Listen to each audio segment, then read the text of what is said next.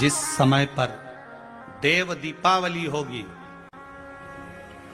कार्तिक की पूर्णिमा, जम के बोलिए कौन सी? कार्तिक की पूर्णिमा, जिस दिन देव दीपावली होगी,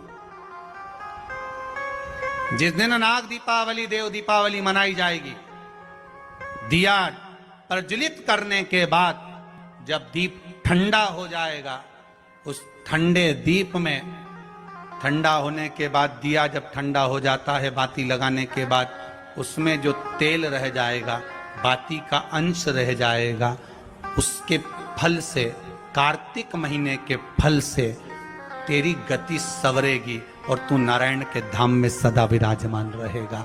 उस कार्तिक की पूर्णिमा के दीप की जली हुई बाती के भी पुण्य का भाग गजेंद्रासुर को मिल गया। कार्तिक महत्तम का इतना प्रमाण है महाराज। कार्तिक महत्तम सुख है। हम फिर निवेदन करेंगे, कार्तिक के महीने में आप कुछ नहीं कर सकते तो कहीं पीपल की जड़ के नीचे, कहीं आंवले की जड़ के नीचे, कहीं बेलपत्री की जड़ के नीचे आप जाकर उस वृक्ष के नीचे दीप जरूर लगाओ, जलाइए।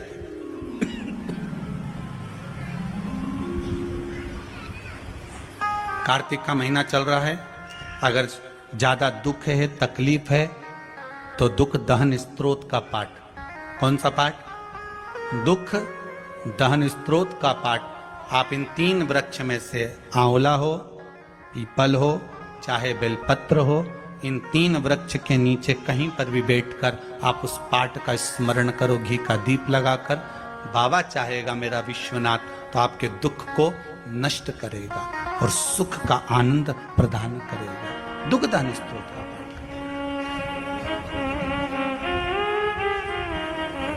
शिव उपासना,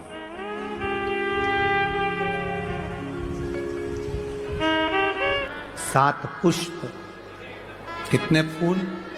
7 पुष्प। देव दीपावली के दिन कोई भी 7 पुष्प, कोई भी जो तुमको मिल जाए, 7 पुष्प अपने घर के पास में, घर के अंदर जो मटका होता है, हंडा होता है, पानी का बर्तन होता है, रसोई घर में जहां तुम पानी भर कर रखते हो, 7 पुष्प को उस स्थान पर रखिए देव दीपावली के दिन। और देव दीपावली के दिन सुबह के समय पर अपने उस परिंडे की जगह पर, मटके वाली जगह पर, हंडे वाली जगह पर रखकर 7 घी के दीप रसोई घर के अंदर प्रज्वलित करिए। 7 दीप की पूजन करिए और पूजन कर कर वो 7 पुष्प जब दीप ठंडे हो जाएं, पूर्ण तरह से आनंद के साथ सुबह के समय जब आप पूजन कर लें, उन 7 पुष्प को दिन भर में से कभी भी देवाधिदेव महादेव के दरवाजे पर, शिव के दरवाजे से मतलब है शंकर के ऊपर, अगर शिव के मंदिर नहीं जा सकते तो बेलपत्री के नीचे, बेलपत्री के नीचे भी नहीं जा सकते तो पवित्र नदी के तट पर, या पीपल के वृक्ष के नीचे, या आंवले के वृक्ष के नीचे, वो 7 पुष्प को अपनी कामना कर कर लक्ष्मी प्राप्ति के लिए कुछ देर रख दें। रखने के बाद 1 पुष्प उसमें से वापिस बाबा से कुबेर भंडारी का भंडार भरने के लिए लेकर आए, उसको अपने पास में रख कर देखना, अगले साल जब देव दीपावली आएगी तब तुम्हें याद आएगी कि बाबा ने भंडार भरा,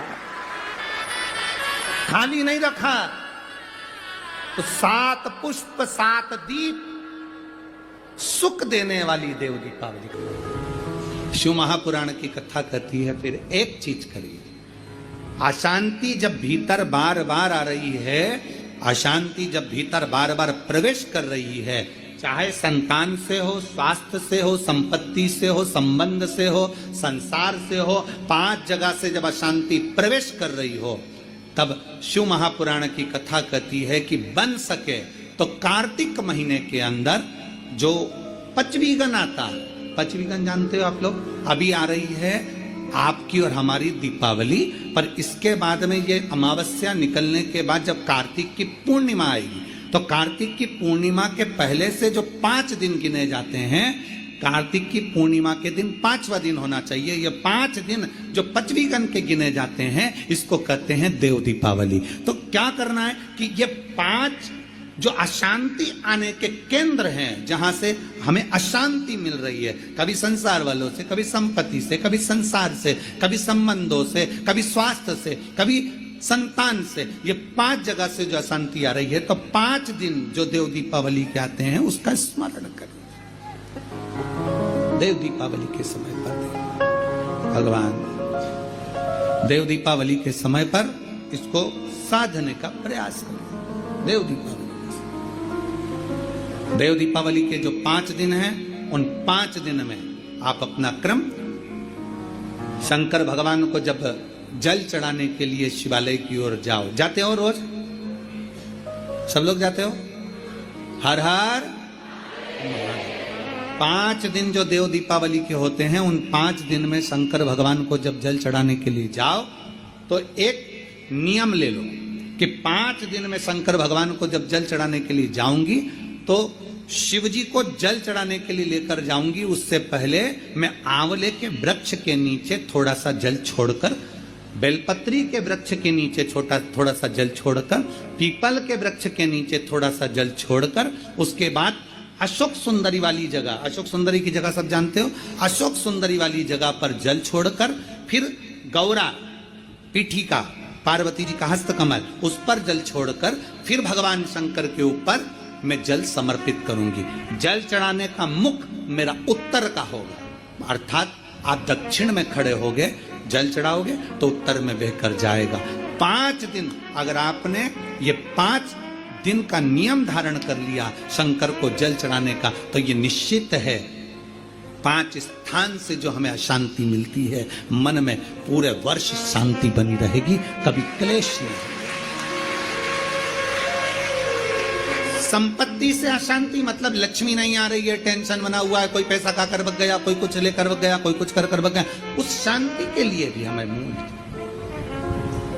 आंवले का वृक्ष, बेलपत्र का वृक्ष, पीपल का वृक्ष, अशोक सुंदरी का स्थान, माता पार्वती जी की पीठिका अर्थात हस्तकमल, और फिर दक्षिण में खड़े होकर शंकर के शिवलिंग को जल चढ़ाना, उत्तर की ओर जल बहकर जाना, भगवान शंकर से अपने मन की कामना करना।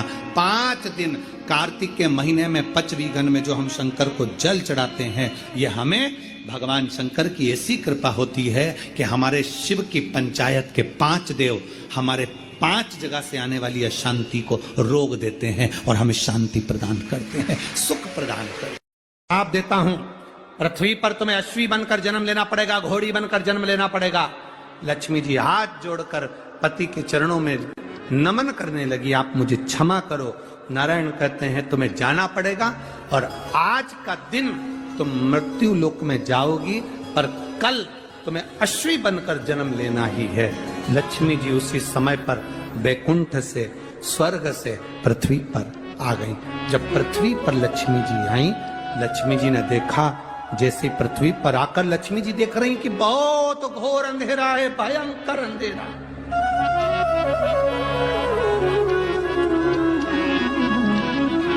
आज लक्ष्मी जी पृथ्वी पर आई, घोर अंधेरा, अमावस्या की रात्रि है, भयंकर रात्रि, चारों तरफ अंधेरा ही अंधेरा।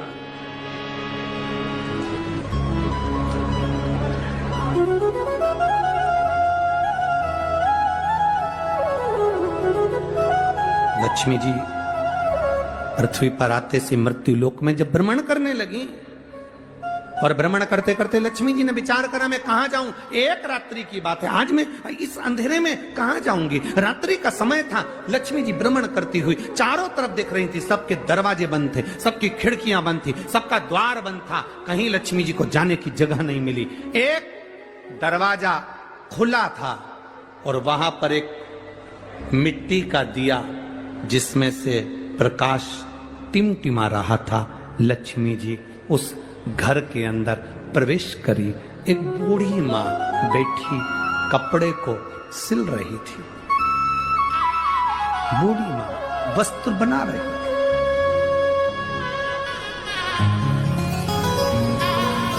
एक बूढ़ी माँ वस्त्र बना रही है, बूढ़ी माँ कपड़े को सिल रही है। अब लक्ष्मी जी यहां अंदर जाकर बूढ़ी माता को नमन किया, प्रणाम किया। लक्ष्मी जी ने कहा, मां क्या मैं एक रात्रि आपके यहां रुक सकती हूं?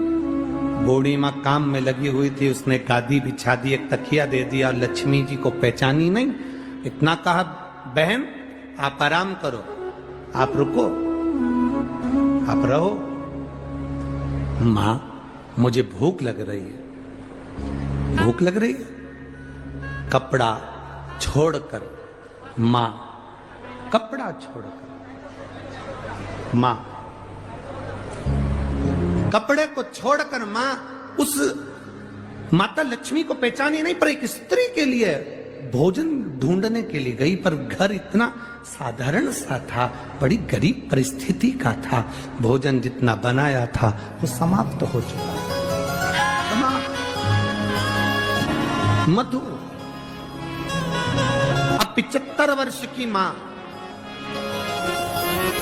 75 वर्ष की बूढ़ी मां, और 75 वर्ष की बूढ़ी मां और उसके विवाह में जो पिता ने शहद दिया था, मधु दिया था, 75 वर्ष की।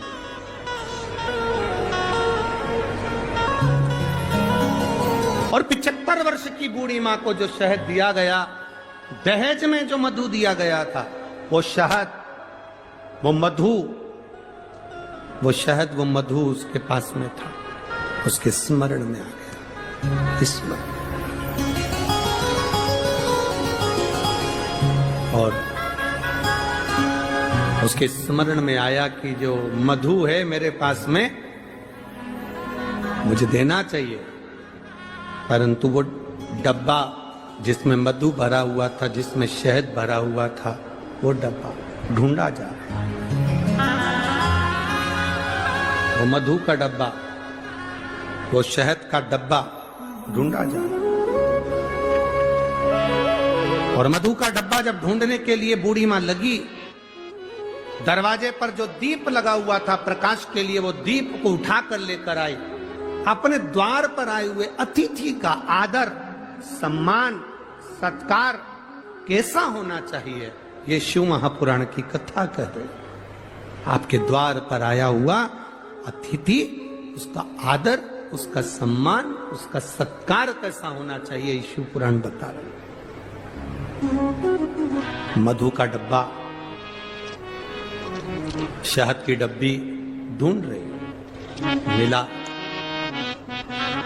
प्रकाश की रोशनी में देखा गया, और प्रकाश की रोशनी में वो डब्बा प्राप्त हुआ। मधु निकाला, शहद निकाला, और वो शहद बूढ़ी मां माता लक्ष्मी जी के पास लेकर गई। बूढ़ी मां माता लक्ष्मी जी के पास लेकर,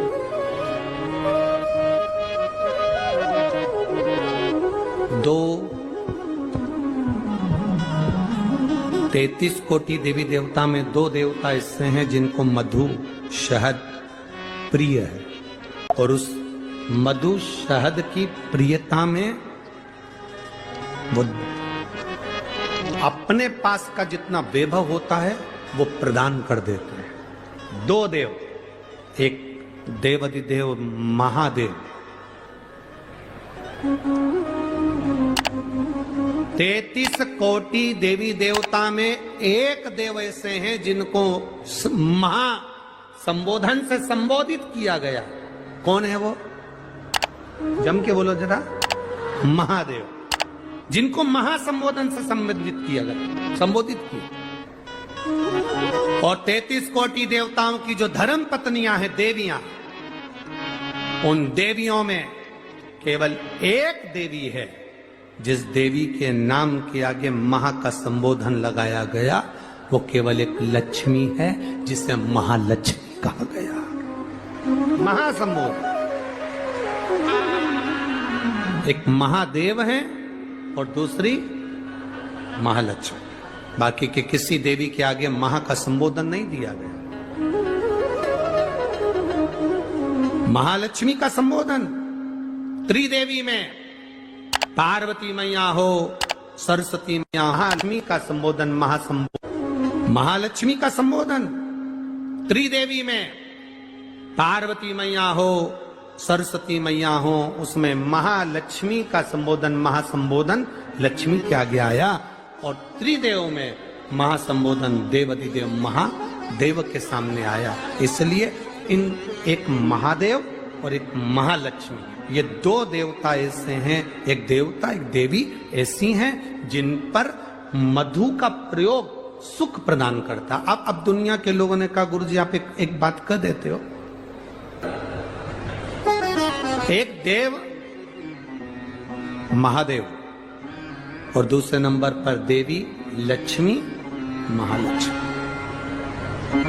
जिन पर मधु का प्रयोग एक हमने पहले कथा में कहा था कि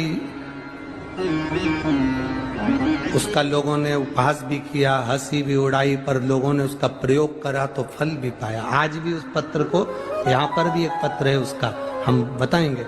हमने कहा था कि बीज पत्ती पर शहद लगाकर जब आप अपनी पूरी मेहनत करें, पूरा कर्म करें और अच्छी मेहनत में तल्लीन रहें, और मेहनत करते हुए जब किसी कार्य के लिए जाएं तो मध्य पत्ती में मधु लगाकर, शहद लगाकर, सुना था कि नहीं सुना था, शहद लगाकर शिवलिंग पर उसको लगाकर फिर जाइए, कार्य में सफलता मिलती है, ये हमने कहा था। अब दुनिया के लोग भले हंसे, पर जिन्होंने स्कंद पुराण पढ़ी हो, कुर्म पुराण पढ़ी हो, लिंग पुराण पढ़ी हो, मत्स्य पुराण पढ़ी हो, और जिसने कभी जिंदगी में एक बार शिव महापुराण का स्मरण करा हो या देवी भागवत का स्मरण करा हो, तो उसमें मधु का, शहद का बड़ा महत्व बताया गया। मधु का, शहद का बड़ा महत्व। शहद, मधु एक देवाधिदेव महादेव को समर्पित करने वाला और एक मां लक्ष्मी को समर्पित करने वाला क्या देता है, ये शिव पुराण की कथा कर रही है। जब बूढ़ी मां के पास में कुछ भी नहीं था, 80 साल, 70, 80, 50, 60 साल पुराना शहद मधु रखा था। शहद, आप लोगों में से कितने लोग हैं जिनके घर में शहद है, मधु है? रखो। अब मधु आपके घर में है, कोई सामान आपके घर में दाल भर कर रखना, उसमें कीड़े पड़ जाएंगे, सड़ जाएगी। दूध रख दिया, घी रख दिया, 10 साल, 5 साल, 8 साल, 15 साल में उसमें कीड़े पड़ सकते हैं, वो सड़ सकता। पर केवल एक मधु, शहद ऐसा होता है जो 50 साल तक भी रखा रहे तो सड़ता नहीं है, बल्कि औषधि बन जाता है।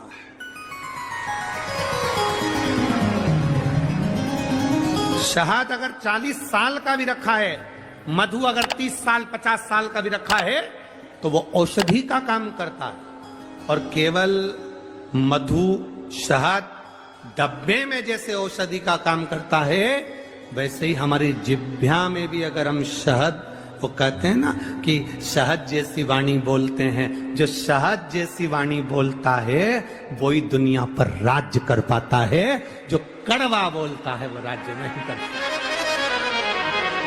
शहद जैसी वाणी, तो उस मधु का बड़ा प्रयोग है, मधु की बड़ी विशेषता। एक देवाधिदेव महादेव में और एक देवियों में महालक्ष्मी, देवियों में महालक्ष्मी। कभी प्रयास करना, प्रयोग कर कर देखना।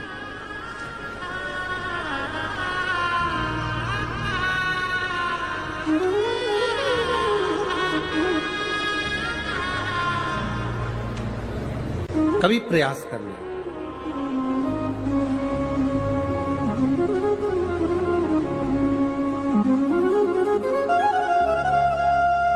जब तुम्हें लगे जिंदगी में कि बहुत हाथ तंग चल रहा है और बहुत तकलीफ की जिंदगी चल रही, बहुत तकलीफ, बहुत कष्टमय जीवन चल रहा है, बहुत कष्ट है।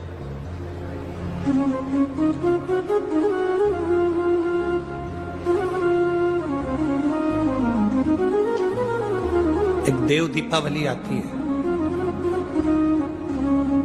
कभी तुम लोगों ने पढ़ा?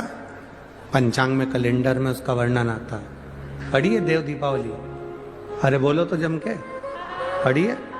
एक देव दीपावली आती है, एक दीपावली, एक देव दीपावली। इन दोनों दीपावली के दिन अगर प्रयास करना, अगर बहुत कष्टमय जीवन चल रहा हो, फैक्ट्री भी ना चले, दुकान भी ना चले, व्यापार भी ना चले और कर्जा बढ़ते जा रहा हो, टेंशन ही टेंशन पूरी जिंदगी में हो रहा हो, कहीं से संपदा आ नहीं रही हो, धक्के की जिंदगी चल रही हो, तो एक बार मधु का प्रयोग कर कर देखना,